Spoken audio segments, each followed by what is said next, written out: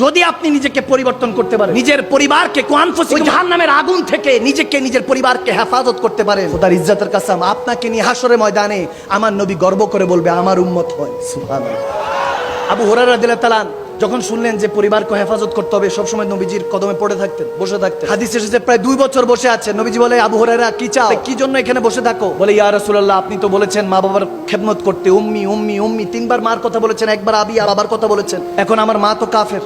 ইয়া রাসূলুল্লাহ ইয়া হাবিবাল্লাহ আপনি যদি একটু নবুয়তের ওই রাহমাতের 2টা হাত তুলে দেন আল্লাহর দরবারে, আমার মা হয়তোবা দ্বীনের পথে চলে আসতে পারে। আমার নবী মুস্কি হাসি দিয়ে সাথে আল্লাহর দরবারে হাত তুললেন। সুবহানাল্লাহ। আবু হুরায়রা রাদিয়াল্লাহু তাআলা মুহাদ্দিস আযম, এখনকার দুনিয়ার যারা দুনিয়াদার তাদের কথা বলছি না, আমার নবী সাচ্চা আশিক জেনারা, সাচ্চা সাহাবায়ে রাসূল জেনারা ছিলেন, তেনাদের কথা বলছি। তো যখন দোয়া করলেন, দোয়া মুখে ফিরাইতে দেরি নাই, আবু হুরায়রা একটা দৌড় দিলেন, একটা দৌড় দিলেন। তো সবাই বলছে, আবু হুরায়রা আপনি কোথায় যাচ্ছেন, কোথায় যাচ্ছেন? বলে, আমি দৌড়ায় যাচ্ছি এজন্য দেখতেছি আল্লাহর হেদায়েত আগে পৌঁছায় না, আমার নবীর দোয়া আগে পৌঁছায়। সুবহানাল্লাহ বলেন না। দৌড়ায় গিয়ে যখন মার কাছে গেলেন, দেখে মা চোখের পানি ছেড়ে কাঁদছে। আবু হুরায়রা রাদিয়াল্লাহু তাআলা বলতে লাগলেন, মাগো কেন কাঁদছো? বলে, কে জানে একজন নুরানি চেহারা আসছেন। তখনকার ইহুদিরা এরকম ছিল যে বাইরে বের হতো না, কারণ আইএমএ জাহিলি যুগ ছিল। নারীদেরকে দেখলেই তাদেরকে হয়তোবা পণ্য হিসাবে ইউজ করা হতো, তাদেরকে বিভিন্নভাবে হ্যারাসমেন্ট করা হতো। আমার নবী তো সেই নারী জাতিদেরকে মায়ের মর্যাদা দিয়ে সর্বোচ্চ দামি বানিয়েছেন, ঠিক না?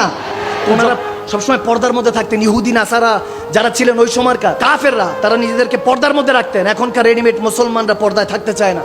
তখনকার ইহুদি নারীরা নিজেদেরকে পর্দার মধ্যে রাখতে পছন্দ করতেন। তো বলতেছে, একজন নুরানি ব্যক্তি এসে আমার সামনে এসে মুচকে হাসি দিয়ে বলতেছে, আল্লাহ দ্বীনকে আঁকড়ে ধরুন, জীবন পাল্টে যাবে। সুবহানাল্লাহ। বলে, এই কথা শুনে তো আমার চোখ দিয়ে পানি পড়ছে, এরকম নুরানি চেহারা তো কখনো দেখি নাই। আবু হুরায়রা মুচকে হাসি দিতে লাগলেন, বলেন, মাগো ইসলাম ধর্ম কি গ্রহণ করতে ইচ্ছা করে? বলে, আর দেরি করিস না, তোর পেগাম্বারের কাছে নিয়ে চল, ওই রাহমাতুল লিল আলামিন নবীর চেহারা মুবারকটা দেখতে চাই। যখন ওইখানে গেলেন, আমার প্যারা নবীকে দেখতে লাগলেন, তখন আবু হুরায়রার আম্মা জান তিনি চোখের পানি ছেড়ে হাউমা করে কাঁদতে লাগলেন। আর একটু আগেই তো তিনি আমার চৌখাট পর্যন্ত পৌঁছেছিলেন। তখন আবু হুরায়রা জামানাকে শোনাতে লাগলেন, শুনো শুনো, আল্লাহর হেদায়েত আমার নবী, আর আল্লাহর দোয়া, আল্লাহর সমস্ত কিছুর খাজানা আমার রাহমাতুল লিল আলামিন নবী। যদি আপনার দিলের দুনিয়াটা আবাদ হয়, পাক হয়, ওই পাক হৃদয়ের মধ্যে আমার নবী আপনার সাথে দেখা করতে চলে আসবে। আন নাবিয়্যু আওলা বিল মুমিনিনা মিন আনফুসিহিম, আমার রব বলছেন কোরআনে পাকে, খোদার ইজ্জতের কসম, যদি মুমিন হয়ে যাস আমার নবী তোর জানের চাইতে নিকটে বান্দা।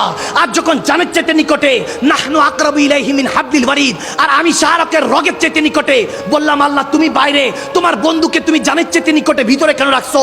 কারণ জান চলে গেলে ভিতরে এই বান্দাকে আব্দুল্লাহ থেকে লাশ হয়ে যায়, কেউ আর ঘরে রাখতে চায় না, নিজের বানানো ঘর থেকে বের করে দেয়, নাকি টিপ দিয়ে বলে গর্তের মধ্যে পুঁতে দে। ওই গর্ত যেটা আজকে অন্যের জন্য খোঁড়া হচ্ছে, একদিন বান্দা আপনার জন্য খোঁড়া হবে। খোদার ইজ্জতের কসম, সেই কামলিওয়ালা নবীর যদি দিওয়ানা হতে পারেন, মাস্তানা হতে পারেন, মালাঙ্গ আশিকানা হতে পারেন, সেদিন কামলিওয়ালা নবী আমাদেরকে জানান দিচ্ছেন। রব্বে করিম কোরআনে পাকে ডিক্লেয়ার করছেন, রক্তের মধ্যে জান, জানের মধ্যে প্রাণ চলে, প্রাণ নিয়ে গেলে তুই লাশ হয়ে যাস। আর ওই জানের চেতে প্রাণের চেতে নিকটে আমার নবী থাকে। যদি নবী চলে আসে, মারকে ভি জিতে রহোগে, তুমি মরো জিন্দা থাকবা, চোখ বন্ধ থাকবে কিন্তু তুমি দেখতে পারবা। সেই নবী নূর দিয়ে তোমার সিনাটা মক্কা মদিনার আয়না বানিয়ে দিবেন আল্লাহ। সুবহানাল্লাহ।